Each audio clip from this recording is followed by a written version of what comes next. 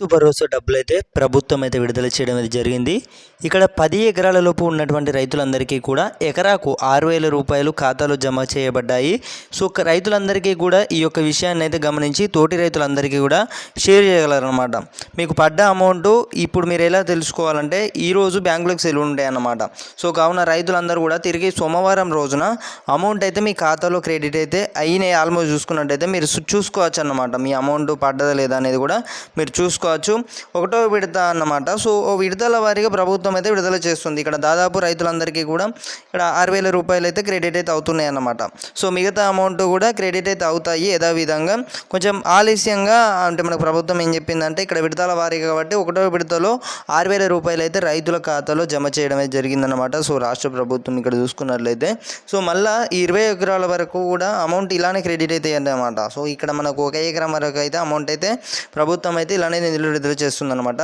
So మనకు 6,000 రూపాయలు అయితే మీ అందరికీ కూడా 10 ఎకరాల లోపు ఉన్నటువంటి రైతులందరికీ కూడా 6,000 రూపాయలు అయితే ఖాతాలో క్రెడిట్ అయితే కావడం అయితే జరుగుతుంది. సో ఇప్పటికే మీ అందరికీ కూడా తెలియజేశాను అనమాట. సో ప్రభుత్వం ఇక్కడ తొలి విడతలోనే అందరికీ కూడా నిధుల విడుదల పంపిణీకి అయితే తెలంగాణ ప్రభుత్వం అయితే కసరత్తు అయితే మనకు ఒక సరికొత్త ప్రణాళిక సిద్ధం చేస్తున్నట్లయితే సమాచారం అన్నమాట. ఇక్కడ విస్తీర్ణం ప్రతిపాదికన విడుదల వారీగా కాకుండా ఇప్పుడు చూసుకున్నట్టయితే 70 లక్షల మంది రైతులకు అందరికీ కూడా దాదాపు 10-12 ఎకరాల వరకు దాదాపు 20 ఎకరాల వరకు ఉన్నటువంటి రైతులందరికీ కూడా 6,000 రూపాయలు అయితే నగదును అకౌంట్లోనైతే జమ చేస్తారని అయితే సమాచారం. మిగిలిన భూమికి 2-3 విడతల సాయం అయితే అందనుందన్నమాట. ఎకరంలోపు ఉన్న వారికి అయితే ఎలుగు తొలి రోజే అన్నమాట. మనకు చూసుకున్నట్టయితే అంటే ఇప్పుడు రైతుకు 10 ఎకరాల లోపు ఉన్నా సరే 6,000 రూపాయలు అకౌంట్లో పడతాయి అన్నమాట. ఇప్పుడు చూసుకున్నట్టయితే రేపు ఉన్నట్టు ఏం చెప్తుందంటే ఇక్కడ ప్రభుత్వం ఏం చెప్తుందంటే 6,000 నగదును అకౌంట్లో జమ చేస్తారనేది సమాచారం అన్నమాట. సో మనకు చూసుకున్నట్టయితే యథావిధంగా ఇది ఎలాంటి అమౌంట్ విషయంలో కూడా ప్రభుత్వం ఈ జిల్లాల వారీగా నిధులు విడుదల చేయడం లేదన్నమాట.